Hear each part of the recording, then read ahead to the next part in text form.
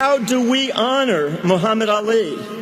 And the answer is the way to honor Muhammad Ali is to be Muhammad Ali today. And that means us, everyone here and everyone listening.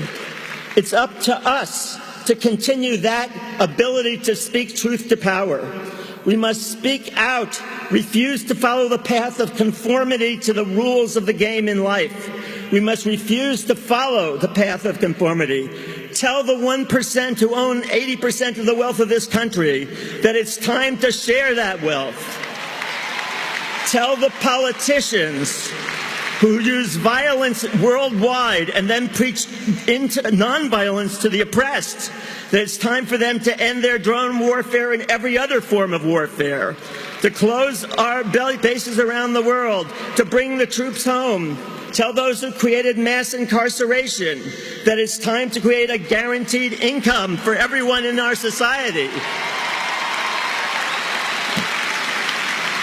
Tell judges to let out of prison the many African Americans swept up by racist police and imprisoned by racist judges.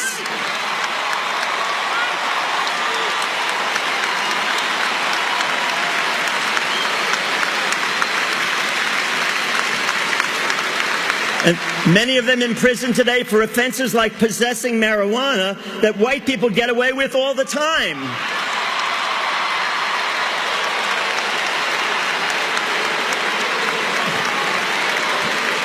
Tell our elected officials to imprison those who authorized torture and those who ran the big banks and investment companies that caused the economic collapse of 2008. Tell the leaders of Turkey to stop killing the Kurds. Tell Israeli Prime Minister Netanyahu that the way to get security is for Israel is to stop the occupation of the West Bank and help create a Palestinian state. Tell the next president of the United States that she